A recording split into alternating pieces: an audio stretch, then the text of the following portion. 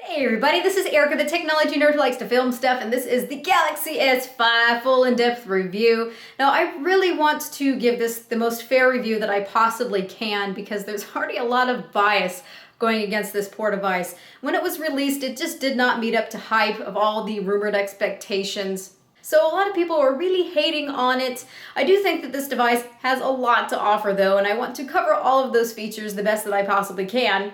And I do have to admit that this device does have a sassy attitude. There's just something about it. It's just really pretentious.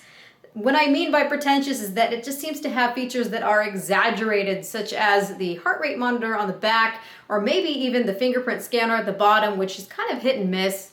And also, maybe it's the way that it looks. Maybe it's the spotted appearance of the back cover. Maybe it's that it's just bigger than the Galaxy S4 and people were just expecting something different in that way.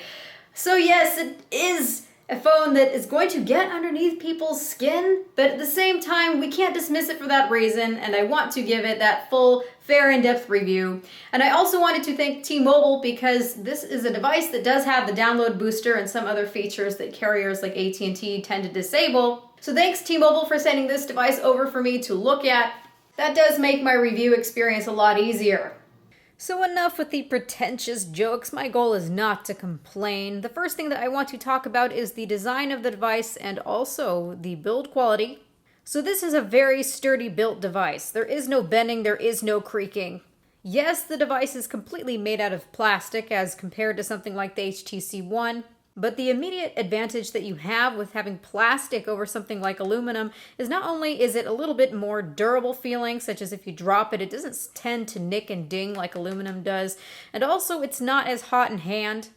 I will get into gameplay with this device, but I do notice that when I'm playing games, this one isn't getting as hot as the HTC One does, doing the same thing, the same strenuous thing for the same amount of time. So it does have its pluses. Although I had really hoped that they would change the design of the device. Getting a little bit more into the design in terms of durability, we do have this removable back cover. A lot of people are picking on this back cover because it has this dotted textured appearance. This one might look like a golf ball. There's a gold one that looks like a band-aid, yada yada. I've heard it all. But honestly in hand, just like I've been hearing a lot of other reviewers saying, is it actually is quite supple. It does not feel slippery whatsoever, especially comparing it even to something like the Galaxy S4. So I'm grateful for this. To some it might appear silly, but it really does have a practicality. Samsung did mean well. Also with this back cover, we are able to keep water out of the battery compartment. You can see that actually this O-ring on the back is only covering a marginal part of this back cover. So only around here is where we're going to be protected from this O-ring on the back. That means that everything else inside the phone, including the camera, is going to be fully submerged in water. Even the speaker itself, which I will talk more about later. So the speaker must be protected by a membrane. And we even have the earphone jack being open as well. So if you do take this device around water or you dunk it in water, expect there to be water underneath the back cover. That comes up pretty much right to where the O-ring is. Don't worry so much about it. I just recommend drying off the phone, shaking it off before you pull the back cover off. And you just really want to make sure that all of those snaps are closed because it's easy to miss one. And if you do miss one, that rubber O-ring isn't going to be tight like it's supposed to be. Speaking of keeping things nice and tight, you also need to make sure that this port is closed. It seems fairly obvious, but if it's not closed all the way or you forget and you happen to get water in there, you're kind of screwed. What I do like about this is that every time you unplug it, it does give you a warning saying that, oh, make sure that your flap is closed. Some people get annoyed by that, but I think it's a very good way to not let people forget about closing this if they are annoyingly notified every single time. So I have not forgotten yet to make sure that this is closed. They say that it is IP67 certified, so it's dust proof and it's water resistant up to 1 meter for 30 minutes. But the thing is with this, you want to have this in fresh water. You don't want to take it around corrosive materials, even like salt water. And when you put it underneath the water, you don't want to be shaking it about because water can then get past that O-ring seal. I would say it's a very weak seal and it's able to get into that battery compartment and wreak havoc, probably shorting out your device. So durable against dust. It's plastic, so it's not going to bang up all that easily. And you can put it around water, but you don't want to put it near water jets or anything with fast flowing water, even in the shower. I'd imagine that that would just wreak havoc. Now, I'm someone who's not a fan of cases, and as you probably noticed, I have what looks like a screen protector. This is actually a glass tempered screen protector by iLume. So rather than putting it in a case and adding more bulk, even though this is protected by Gorilla Glass 3, if I was to drop this, I'm pretty confident that I would still crack the glass. So putting something like a glass screen protector on it just lets me feel pretty comfortable. Otherwise, I'm not so worried about getting little dings or nicks here and there. Although trust me, if you drop this, this is probably what's going to suffer most because this chrome-like metal on here will chip, probably revealing the white underneath the white plastic. So taking a bit of a look around the rest of the device, here we have a 2 megapixel front-facing camera, the ambient light sensor, and also the proximity sensor, and what they're calling the RGB sensor. So it's supposed to be able to adapt the display depending on the environment. We also have a receiver here. We've got a 5.1-inch AMOLED display, full HD 1080p, although it is that diamond matrix pen tile. But still, it's just a bit noticeably bigger than what we have on the Galaxy S4, the 4.99-inch display. I think that bit of jump does help just a little bit. We've got a home button and also a fingerprint scanner. I will be talking about that later.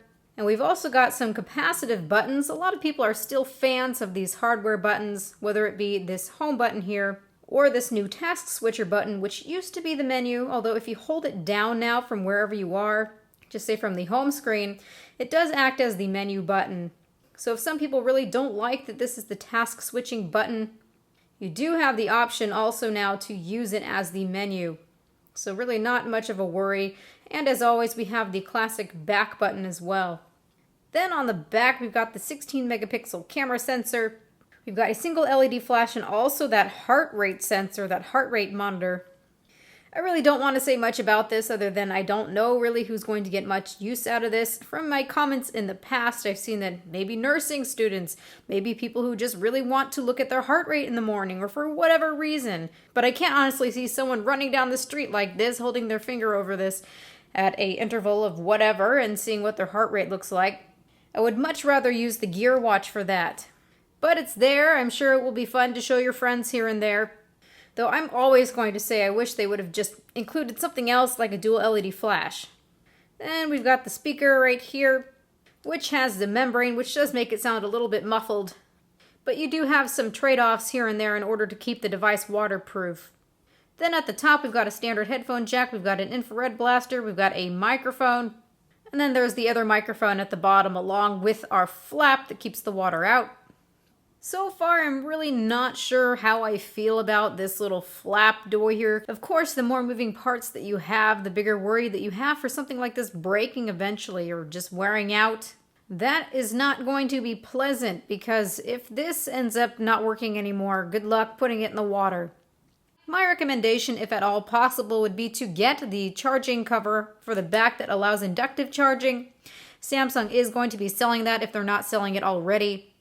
That way you can open up this less, but of course it's going to cost you more, and a lot of people aren't going to want to buy another accessory.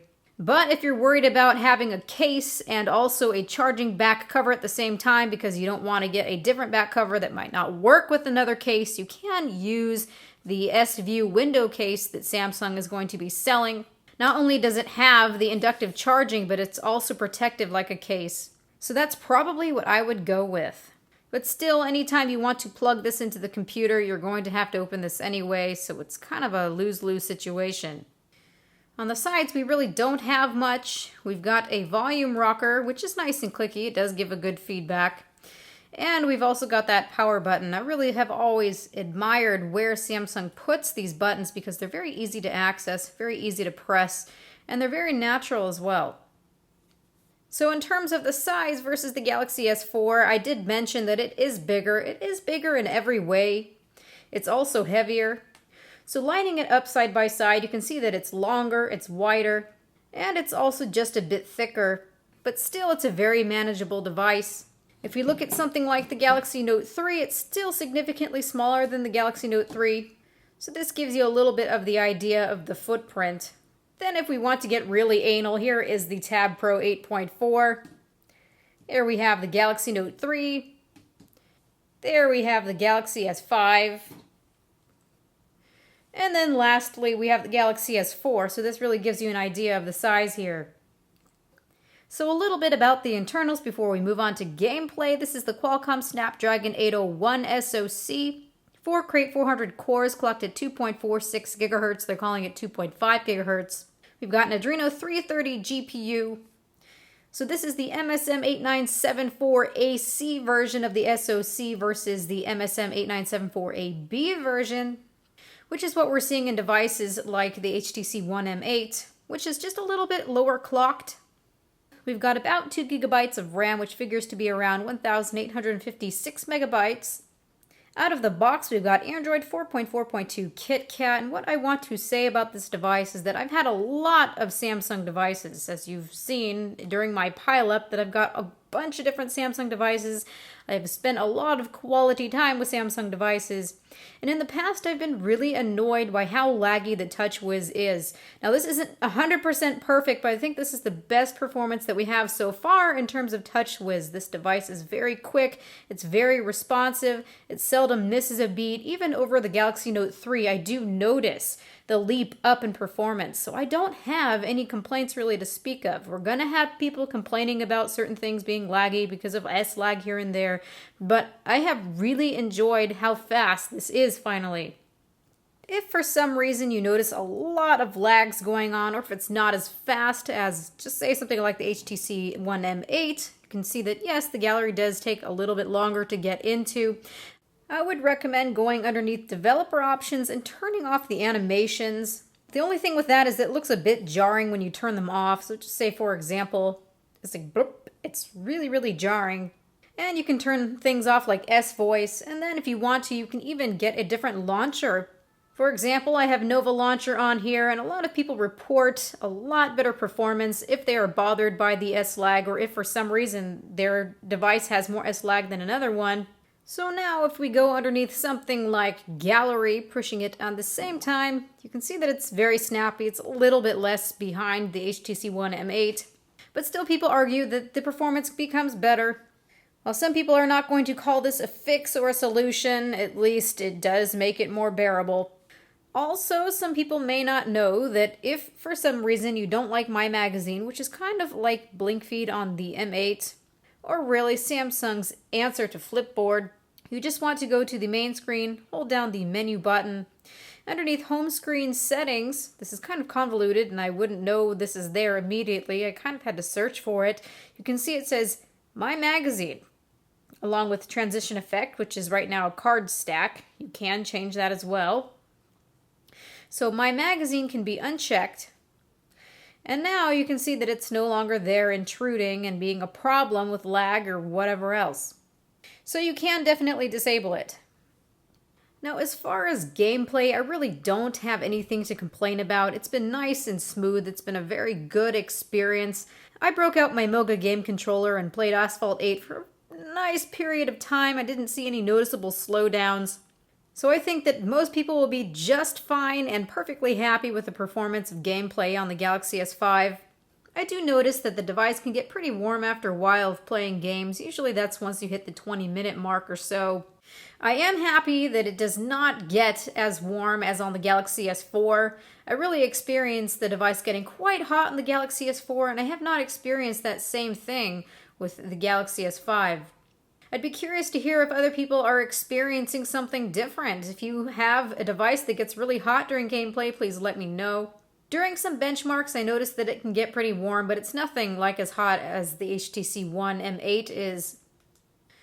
Now, just because this device doesn't get as hot as the HTC One M8, that doesn't mean that the performance is as good as the HTC One M8, because metal is really good at pulling heat away from the device itself and dissipating it elsewhere, where plastic is not as great at doing that. So from the interwebs, I see that the HTC One M8 performs a little bit better in benchmarks. I really don't care so much for benchmarks. What I care about is real-world performance. But one thing that I did do, because I was curious to see how this device behaved after a long run of gameplay or after a long run of benchmarking. So I did a run of GFX benchmark the entire suite.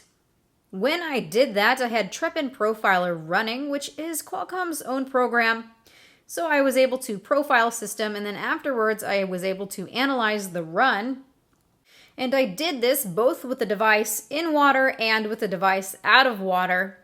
I did like how AnandTech did this, so I had to test this out for myself. So indeed, I did get better results when the device was in the water rather than outside of the water. So here we have the results for in water. You can see that the overall CPU frequency is quite high, quite constant actually between the cores. Then looking at the GPU frequency, it's 458.62 megahertz.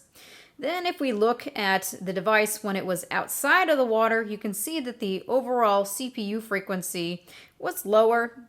So check that out, 1600 versus somewhere around 1100, and these ones are much lower. But for the GPU, we have 458.62 versus 446 megahertz, so that's not a huge overall decrease. And during gameplay, I'm not seeing a huge decline. Now keep in mind, this is over for about 15 minutes. So we can go ahead and actually look at the graphs themselves. So you can see outside of the water, inside of the water, outside of the water, inside of the water. There does seem to be a difference. And if we go and look at the GPU, these are actually the other cores. Here we have the GPU. Now this is inside of the water, and this is outside of the water. Inside, outside. You can see that the behavior is pretty similar between inside and outside of the water for the GPU. So indeed, I'm not seeing a terrible performance decline even after about 15 minutes of gameplay, which is great. The CPU frequency does decline, but the overall gameplay doesn't seem to suffer from it. Now keep in mind this was done with the benchmark, and I did do this with gameplay as well and got very similar results inside and outside of the water. I am curious to know what happens after an hour, 2 hours if you are someone who plays solid all the way until the phone is dead. I don't foresee many people doing that on a smartphone, but if you have a Moga game controller, who knows, you might. But still, for the casual gamer, after 15 minutes, you're still doing just fine for gameplay. Now moving on to the display, you can see I have the Galaxy S4 here. Now the display on the Galaxy S5 is 5.1 inches over the 4.99 inches on the Galaxy S4. It does make a little bit of a difference, and I do appreciate that difference. Also, it's nice that even though this display is a bit bigger, I don't see a huge reduction in pixel density. So that's 432 pixels about there versus 441 pixels per inch. So the difference is not profound at all. What's immediately noticeable to me by eye is that the color temperatures of these displays are very different. What's on the Galaxy S4 was more neutral, kind of more on the warm side, versus what we have on the Galaxy S5, which is more bluish. It's actually quite blue. It kind of reminds me of what LCDs look like when they're really quite blue. I'm not a fan of cool temperature displays. It just doesn't look right for the white balance at all. So that is probably my number one gripe about the display. Also, I'm noticing that these really are not the same display at all. I don't think that the manufacturing process is the same at all either. What I notice about this display is that it kind of has a grainy appearance to it. That's something that I don't see on the Galaxy S4 or on the Note 3. It kind of reminds me of the older AMOLED displays. The older AMOLED displays like on the Galaxy Nexus, which had kind of a grainy appearance to it. Except for this is still 1,000 times better than the graininess on the older AMOLED displays, but still, I can see it. It's not something that anyone is going to notice probably. You probably need to have a very trained eye to see what I'm talking about. There are some nice things about this display though. It does get very, very bright, especially if you go outside on a sunny day, hit auto brightness, and it's going to really punch up that brightness. It's well over 600 nits. What's also nice about this display is that it gets very, very dark as well. So if I take this slider, I can go all the way down. You really can't see that it's on anymore. If you're in a dark room, you can. And I really think this is going to help to save battery life because in a dark room, it's not necessary to have brightness that's very bright. So putting it on the lowest brightness can be just good enough for some people. So you can see it looks pretty much off. versus what we have on the Galaxy S4, and you can see the screen pretty well even with all this crazy ambient reflective lighting. So very much a marked improvement. Just be careful because now I can't find the slider. That's not good. Aha, here it is. The thing that's really quite lovely about the AMOLED displays are the viewing angles. You can see next to the HTC One M8, it just can't compete. It loses brightness from the side. Here head on, they both look nice, but then you can really tell this is where AMOLED displays shine. This is definitely where the S5 shines. So if you're looking for a device with unmatchable viewing angles, that has to be the Galaxy S5. Also, this display really pops because it has those very saturated colors. Some people like them, some people don't. So we have a display that gets much brighter. We have a display that can get a lot darker. So those things are only a very small smidgen of what makes a good display a good display. Another thing that I want to do is show you some measurements that were taken from the Galaxy S5. What I was able to do was take measurements with the colorimeter and input them into a program called HCFR, which lets me look at some graphs to see what's going on with the grayscale of the device or how the device is behaving, and also lets me check out color accuracy. I did that for 2 different modes. I did that for the cinema mode, which everyone just raves about, and I also did that for the standard mode, which is what it's on right now. Now to start off with, I want to talk about color accuracy. Now I realize that a lot of people don't necessarily care about color accuracy. People want to have displays that are punchy or that are eye-catching, so sometimes color accuracy kind of gets put on the back burner.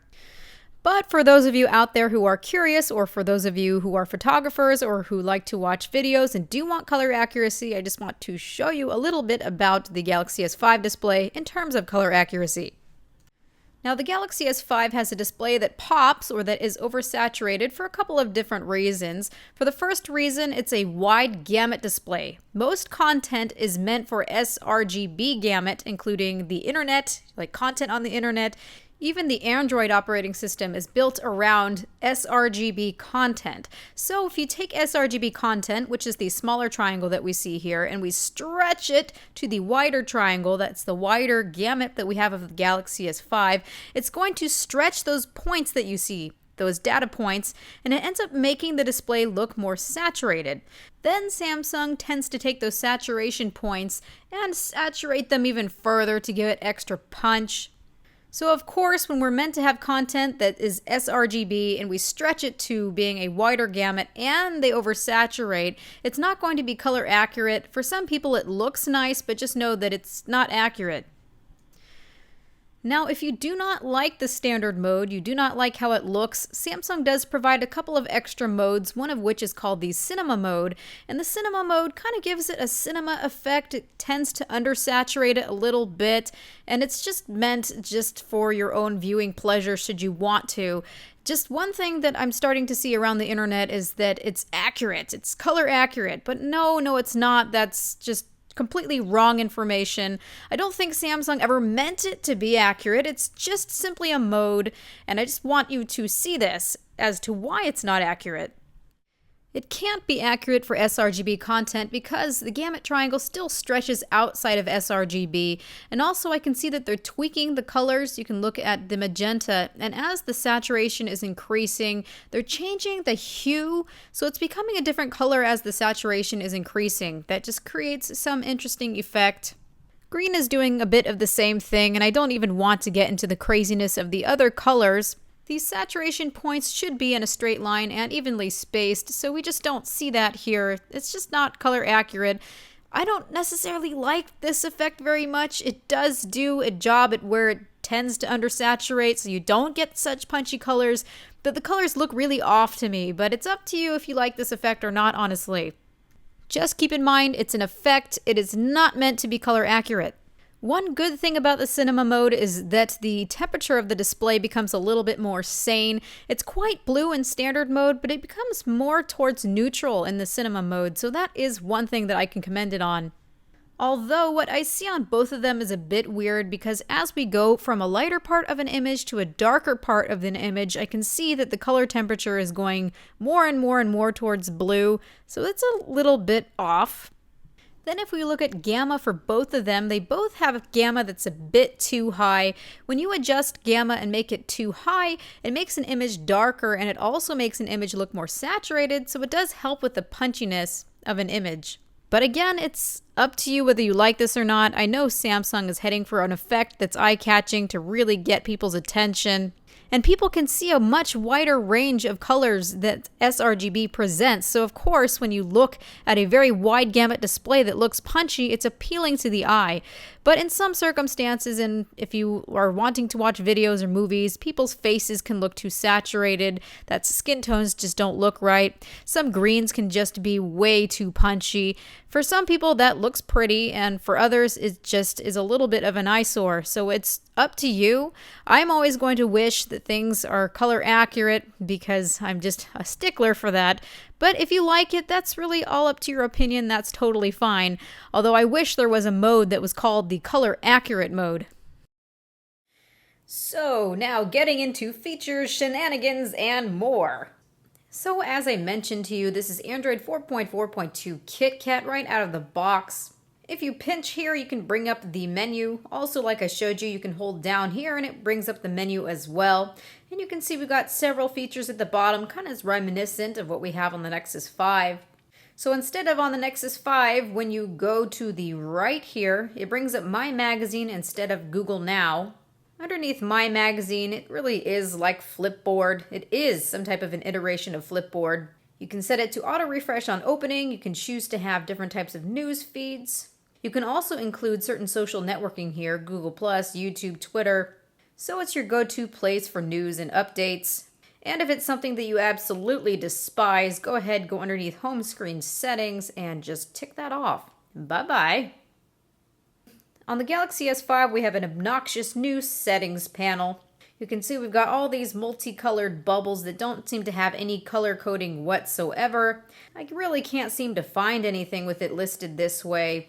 It's actually kind of angering, but if you don't want to look at it this way, you simply can change it back to the way that it was before. You can hit List View, and there you are. It brings you into a list. Still have those bubbles, but at least you can kind of pan through it. At least it's something that we're used to. And we also have Tab View if you need to have things organized categorically. So it's not all bad, but this is just silly. Why?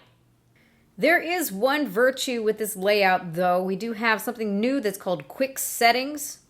At least I think this is new. This isn't something I've seen before. So when you go underneath Settings, you have this crazy amount of icons that I showed you, except for what I did was I just closed down all these boxes. I minimized them. Then underneath the Edit Quick Settings, I picked the settings from each of these that I wanted to keep. So things that are only relevant to me. So I just exited out of it, I compressed everything again, and here are the settings that I only want to look at. I don't want to pay attention to any of that other nonsense. So this does let you consolidate things at least. Now don't confuse this quick settings panel right here with what we have here. This is actually different. This is the quick settings toggle, and this is quick settings inside of settings. It's a little bit convoluted and confusing, but just play with it. So just as we are familiar with from before, we do still have motions and gestures, and we still do have Air View. So we can go underneath motions and gestures, Air Browse, where you can move your hand over the sensor here and you can pan through photos in the gallery. Or you can make a web page go up and down. You still have Direct Call, Smart Alert, Mute and Pause, Palm Swipe to Capture. So it does look like everything that was on the Galaxy S4 is still on here. Just looks maybe like they've organized it a little bit better. Then we have Air View, so you can put your finger over something like a calendar, or you can put your finger over a box in the gallery to see what an album is. You can use it to preview scenes in the video player. So this is definitely something that we've all seen before. Some people have asked me, do they keep all this still? Are all those things still there? All those gimmicks? Yes, they are. Now, Samsung has also added or improved some other functionalities. There's a couple that I want to look at. One of them that's kind of cool that I saw on the Galaxy Note 3 is called One-Handed Operation. This is for people with itty-bitty tiny hands. So take your thumb, go backward like a check mark almost, and you're presented with a very small view of the entire operating system. So you can make it larger. This is the smallest that it gets. You're also able to drag it around and place it where you'd like to, left, right, depending on your handedness. We truly do have access to everything. It's a fully functioning operating system, just in very small size. So I can kind of reach across now. So underneath memo, I can say, hello there. Nope, that didn't work. Hello there. What language is that? Hi. Okay, hello. There, young child. Okay, well, I give up. If I had a chance to actually be paying attention to what I'm doing, that might look nicer. Hartford, curry, tire, hi, hello, hi there, is you gurk ugly. Yeah. Alright, this time I held it close to my face so I can actually see what I was doing, and it does work pretty convincingly. Then if you don't want it like this anymore, you can simply just tap here. It extends it to full screen again, and I'm going right back to where I was. So that's a pretty fun feature, and if you give it a chance, it really does work. I also like what's been done with multi-window. There is one setting that I really do prefer. It's called Open in Multi-Window View. Automatically view content in multi-window view when you open files from My Files or video or attachments from emails and messages in full screen view. So this is something that's actually been quite practical, and I'm going to show you a demonstration of that. But if you don't want this on here, which you can actually move anywhere that you'd like, you can simply just turn it off. The thing I noticed is that if you keep this on, this little button here is going to stay there even if you are watching videos. So if you're in Netflix, it's just going to sit there. Another one that just sits there is this toolbar. I will talk about that in a minute. So if you don't want this in the way, you need to actually go in underneath multi-window setting and turn it off. So now underneath my email account, I picked some random spam email from eBay. I'm sure this is just going to encourage eBay to send me more spam, so that's a win-win situation, right? So to show you how the multi-window view thing works, let's just say here's this appealing Asus 15-inch something or another. So we're going to go ahead and check it out. We're going to use Chrome. You can see that it has a bubble here, a bubble window that's not intruding with our previous task. So we can grab this, we can resize it. We can move it out of the way. We can select between both windows. So if I touch this window, it becomes the dominant window. If I touch this window, this becomes the dominant window. So you're able to switch back and forth. You can see that. Also, you're able to touch, and it brings up some settings. So what you're able to do is switch them.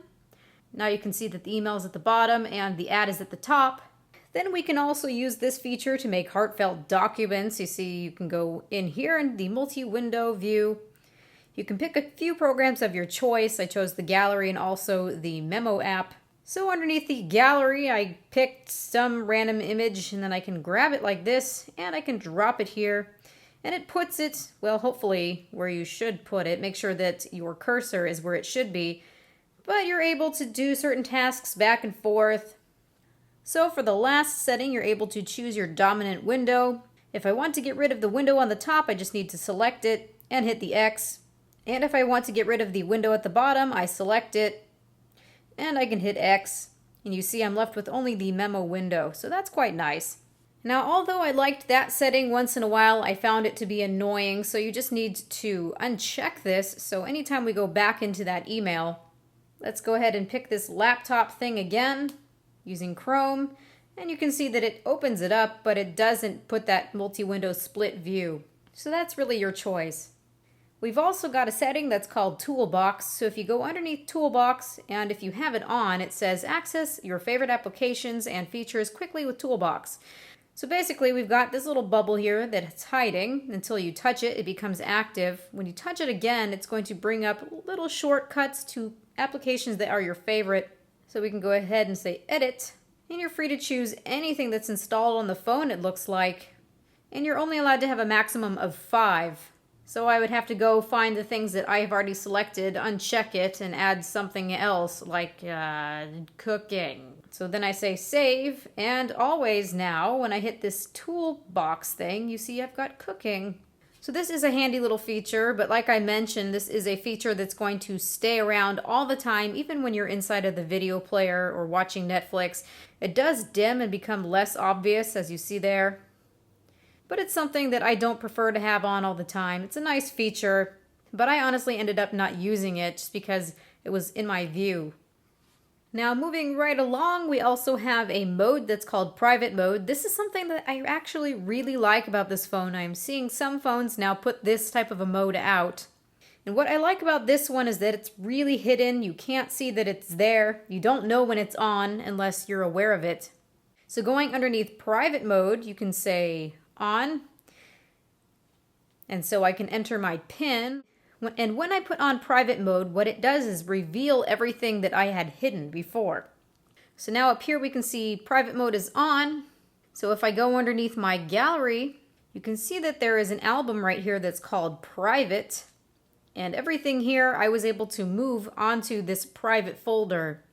So if I have some pictures or something that I just don't want people to see, I can easily conceal it. Then if I go back underneath private mode and I turn this off, if I go back and look at the gallery, you can see that no longer is that private mode folder there, so you just don't know that there is something concealed on this phone. So that's quite ingenious. I like that. I've seen this type of thing elsewhere, and it kind of just has the program sitting there still, but if you click on the program, it makes you enter some type of PIN or code, but this really is pretty incognito.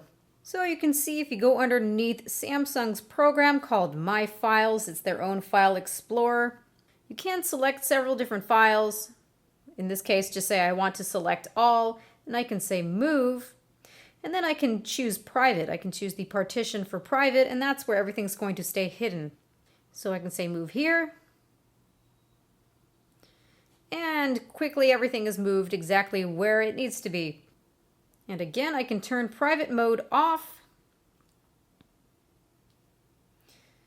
And when I go back underneath this My Files, you can see that that partition just seems to disappear. It's indeed hiding, so I really do like that. Also, a really good thing is that you don't have to just use a PIN. Just say that you don't think a PIN is secure enough or even a password is secure enough. So this is somewhere where I think the fingerprint scanner would do a lot of good. That pretty much ensures that someone is not going to be able to get into your private partition. For purposes like this, I can see this fingerprint scanner having a lot of good purpose. But in general, I kind of find this fingerprint reader to be a little bit cumbersome and hard to use. A lot of people will probably argue with me on that. But for someone who has a very small hand like myself, it's just pretty much impossible to be able to hold the device and unlock it at the same time with my thumb. So it's something that's definitely a two-hand deal. I have to hold it, and I also have to use my index finger or thumb or whatever finger I register. So I said okay. Now when you are making a fingerprint, you can use your thumb, you can use your finger, you can use a different hand. Now what you're supposed to do, or at least what Samsung instructs, is you're supposed to use your index finger and you're supposed to swipe the same way every single time with the pad of your finger touching the entire button. Now what I've seen other people do is instead of doing the same thing every single time, I've seen some other people go from an angle. Let's see if I can get it to do it. Nah, it doesn't want to do it. Sometimes with the thumb. Oh yeah, there we go. And I can go from a different angle. Let's try it again. It doesn't like me very much. Yeah, so it really didn't like me doing that. So let's go ahead and try with the thumb then. So we're going to go straight downward. Then we're going to go from a different angle. And you can see that works with the thumb. So we're going to go with a different angle again. Then we're going to go downward again. Then we're going to go from this angle. So yeah, definitely with the thumb you can go from a different orientation. And it seems to help with being able to unlock it from a couple different orientations. Like that. And then like that. Then you need to enter a PIN or alternative password. So now my private content can be unlocked using my thumbprint in a couple of different orientations. Let's try to prove this theory.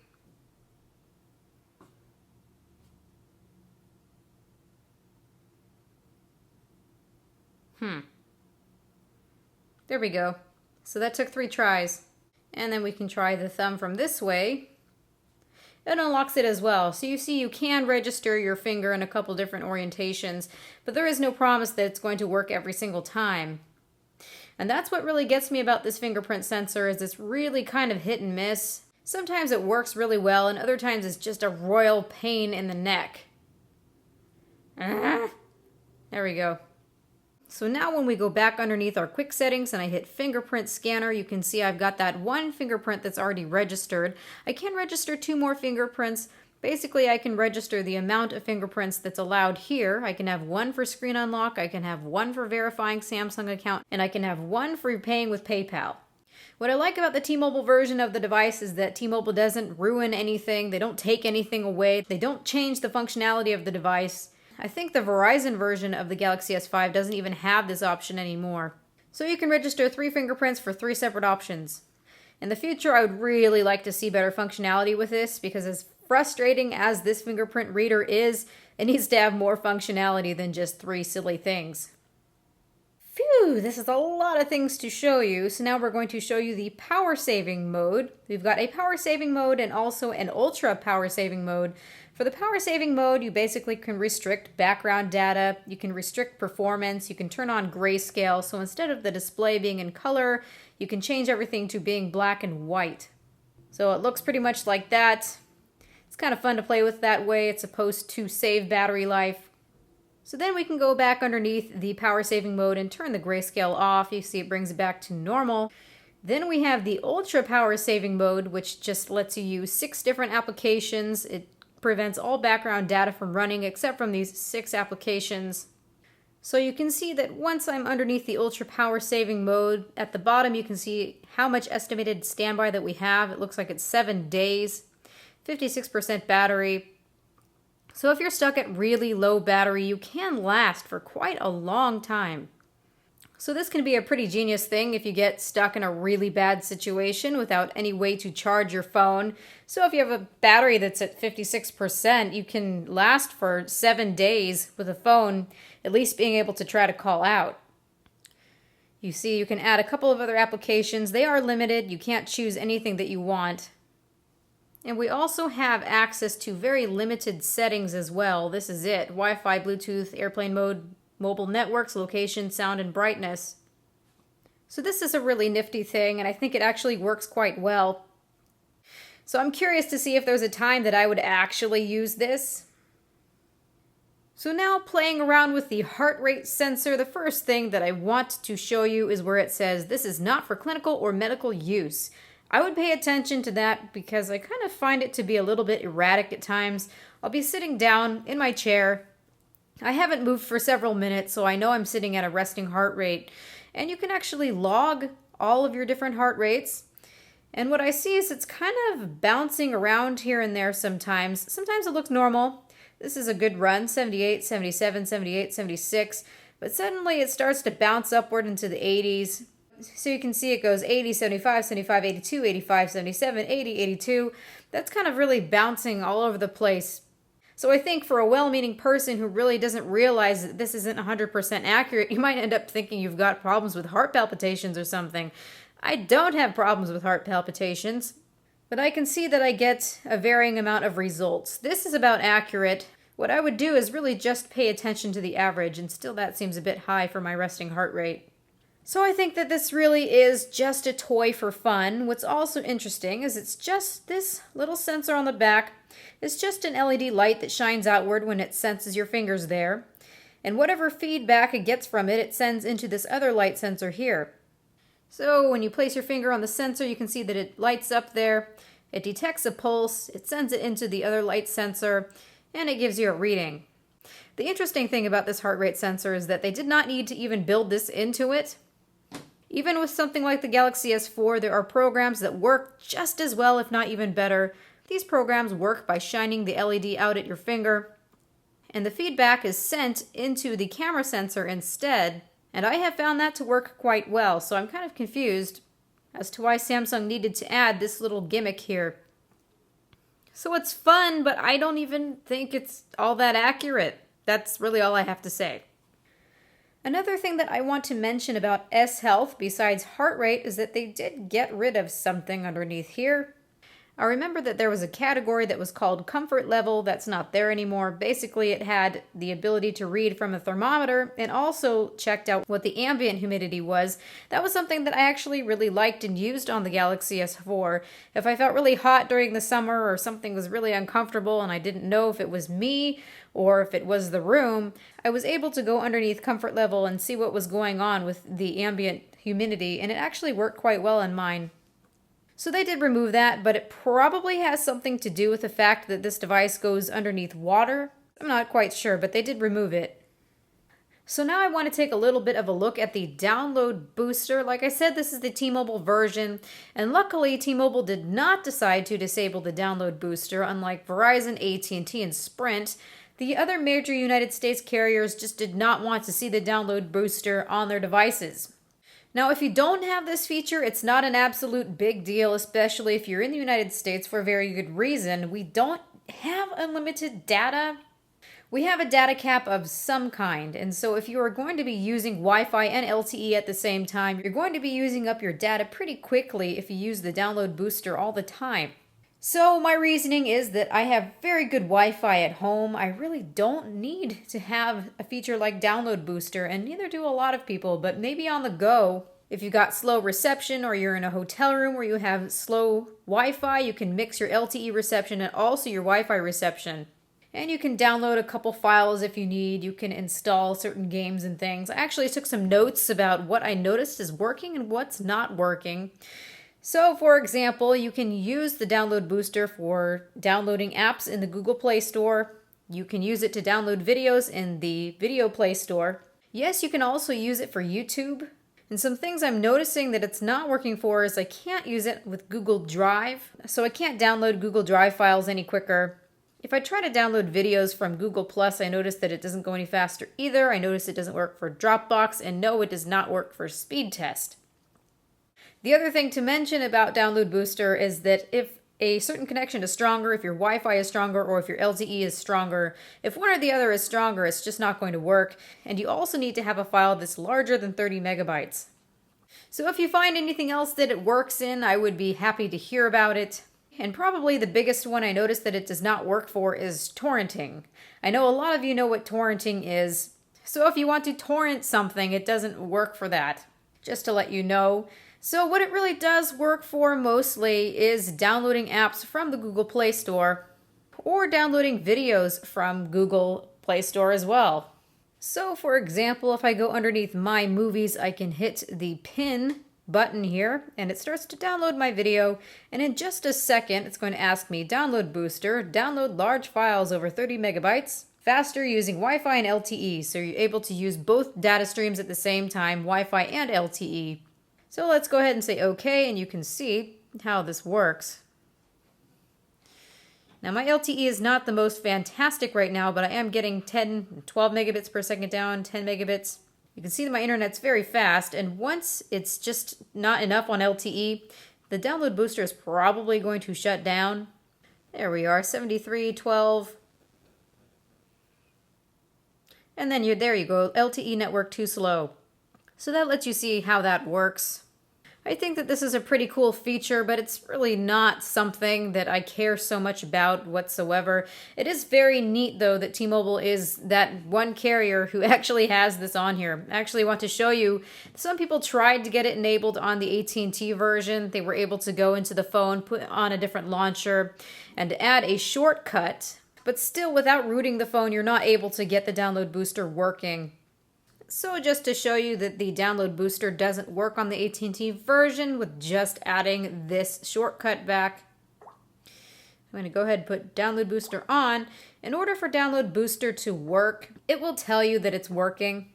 So when you hit this here, we're going to see your videos are downloading, and the download booster should pop up, and it's definitely not doing that. It's not downloading any faster than when I have it on or off, so it really doesn't matter. I do have very, very fast internet speed at home, so it's really not necessary, but you can see that no download booster is enabled. So only root can fix this. Now moving on to connectivity such as call quality. This is a phone, and sometimes we tend to forget that our smartphones are actually phones. So call quality is nice. I don't hear anything weird, any odd distortions or anything. People can hear me just fine as well. I do have to remark about speakerphone though, as a lot of people have probably already noticed or heard, the speakerphone on this device is not good, not good at all. I think that the Galaxy S4 sounded just so much better. There's got to be some type of a membrane or gasket or something that's keeping the water from going inside of this speaker here, because it's actually just open to the elements. And anytime you put a membrane or a gasket or something over it in order to keep water out, it can end up sounding like a plastic bag is covering it. So I think that the speaker is loud at least, but it sounds muffled to me. So speakerphone isn't all that impressive. When I'm using GPS navigation, it kind of sounds like a whisper. It's really annoying when I was using GPS navigation. The voice that's coming out of this is just terrible. So they have taken some steps back with the speaker in order to make this waterproof, but general call quality is all right. Also, when it comes to LTE, I'm a little bit disappointed with the Galaxy S5 because I thought it would be more like the Xperia Z2, the D6503 version of the Xperia Z2, which pretty much has global LTE. So I noticed between the European model and also the United States models that I might have some issues with taking this over to France and using it global LTE. There are a lot of LTE bands on here, but it's missing one like the 800 band. So that's a little bit disappointing. And the European version is missing both the 700 and 1700 megahertz bands. So even though they have a lot more LTE bands, I would still call this market dependent. I haven't had any issues with Wi-Fi, Bluetooth, or GPS. This has got 2 Wi-Fi antennas now inside of it. Theoretically, this is able to have higher Wi-Fi speeds now from other devices. I do notice that I'm consistently getting a little bit better Wi-Fi scores from either the Z2 or the M8.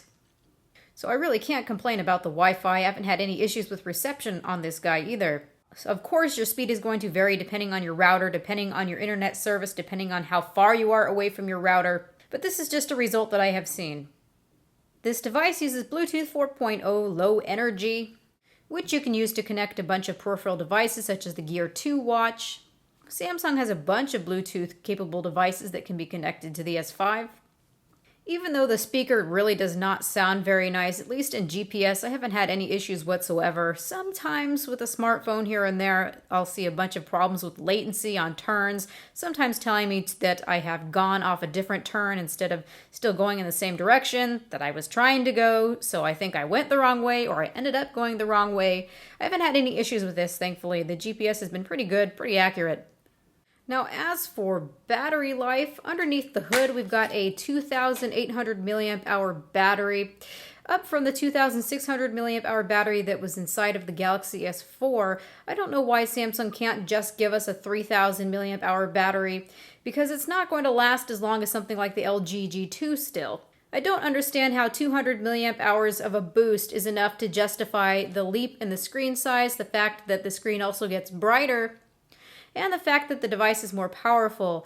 So yes, we can easily get through the day. I am able to get through a 16, 18-hour day without much issue. If I'm really using it, I will get about 3.5 hours of screen time. If it's about mid-usage, I can get about 4 hours. And if I'm easy on it, I can get about 5 hours. But I haven't been able to break that 6-hour screen mark like I have been able to with the G2. So the battery life definitely is decent, but it's nothing phenomenal. And sometimes I feel like, wow, the battery life is really good. That is if I'm not doing anything intensive. And then suddenly if I start using the camera, if I start playing games, I start seeing the battery go down really quickly. I think that's to be as expected. And we do have some power saving modes now, although I don't consider the ultra power saving mode actually usable. To use it as a full-blown Android phone, it really knocks it down to being a dummy phone.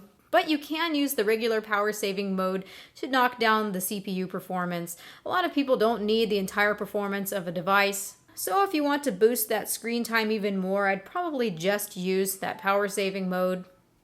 Decent battery life, but it's really nothing phenomenal. Lastly, I want to look at the camera because there's a lot of goodies in this camera. I really do like what they've done with the camera. It's 16 megapixels now over the 13 megapixels that was on the Galaxy S4. We have a very fast focusing lens. My object to look at today is a nano baby. I'm sure a lot of you remember this. So I really like what Samsung has done with the interface. They've really cleaned it up, made it a lot easier to use. I remember handing the Galaxy S4 to my mom and she didn't know what to do with it. There were so many menus and so many things to go through. But she did actually quite like what the Galaxy S4 looked like in terms of menu design. I like how they have the settings on this side now. It's not incredibly overwhelming. We can choose 3 quick short settings here, and you can change those easily by going underneath the settings. You can see that this becomes a gray box, letting you know that you can drag things outward. And you can put anything that you wish in here. These 2 stay at all times, so this is the settings. We never have to worry about where the settings is or how to get into it. And this simply lets us just switch from the front-facing to the back-facing camera. On this side, we've got the camera. You can start the video camera, and we've got mode. Then just underneath that is how you get into the gallery to look at pictures that you've taken. What I really like of what they've done is with modes, they've tidied this up so much. There used to be so many settings under here, and now there's just a few. We've got auto, beauty face, shot and more, panorama, virtual tour, dual camera. I've got a couple examples of a lot of these too. But underneath shot and more, instead of there being a bunch of settings for shot and more, if you know you're going to be taking a picture of something that's going to take a lot of shots at one time, that's when you would use shot and more. So just for example, I'm going to do this. It's going to take many consecutive shots. Then it does processing, and it decides which of these have appeared in here. So you can use best photo, best face, drama shot, eraser, panning shot. Depending on which one lights up, this is what I can use as best photo. So it's a lot easier to use now. Also, from here we can download other camera applications. Looks like from Samsung's store. So to look a little bit more underneath settings, you can see starting here we've got 16 megapixels, so you can choose the resolution of the image. The native resolution of the sensor is 16:9. Then you can use 12 megapixels, which is 4/3. You can use 9 megapixels, which is a 1:1. That would be a square image. You've got 8 megapixels, 4:3, 6 megapixels, 16:9, 2.4 megapixels, 16:9. You've got the ability for burst shot, picture stabilization, face detection. Now I just need to make sure that the HDR setting is off right here because I realized that some of these were blacked out. So when you're underneath full auto mode, you have the full ability to use all of these options. Next, you can use ISO, so you can decide if you want it to be auto ISO or to control that yourself. You can choose the metering. You can choose to turn on the touch to the screen to take a picture mode, selective focus, which is something I put over here underneath the short settings. And I've got a couple of photo examples of those. Then you have the ability to choose Ultra HD, Full HD, HD, or VGA. So this is like a 4K type setting. Now, unfortunately, when you use this particular setting, you are losing a lot of different things such as dual camera, HDR, video effects, remote viewfinder, taking pictures while recording video. You lose a lot of functionality. Another thing that you can see is that there's no video stabilization at all once under Ultra HD mode. This lens has no optical image stabilization, but you do have the digital image stabilization under everything but the UHD mode. So that's a bit unfortunate. You also don't have video stabilization actually underneath the VGA mode, but for everything else you have it on there. You've also got the option for your recording mode, slow motion, fast motion, smooth motion. You've got audio zoom. You can add effects, flash, timer. This is the HDR. The HDR is really nice.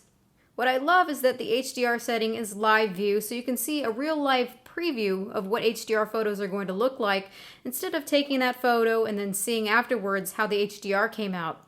And the HDR rocks. I can just say that they've done a really great job with the HDR. I've got a couple of samples to show you with those as well.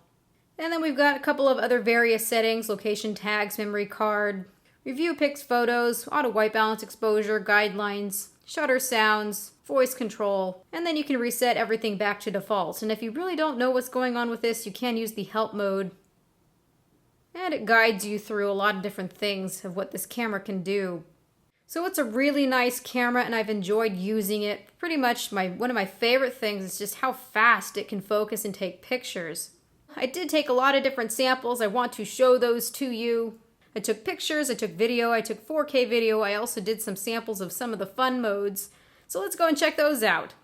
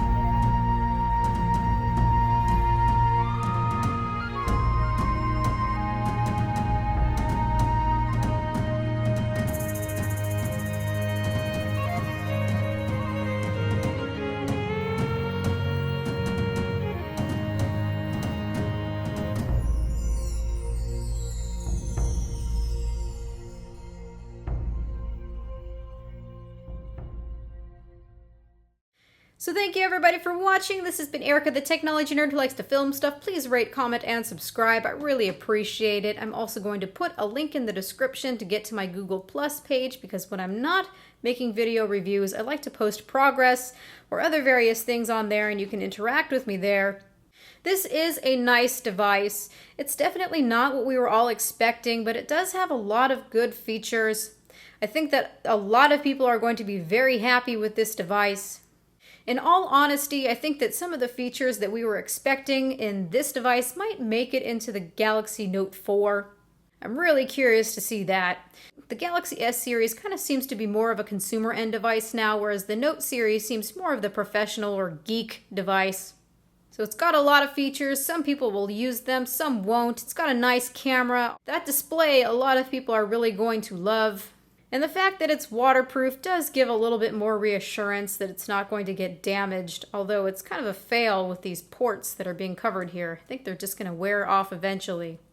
So please let me know what you think of this device, if this would be the device that you want to purchase, or if you're more wanting to wait to see what else Samsung comes out with, or if you're interested in one of the other devices.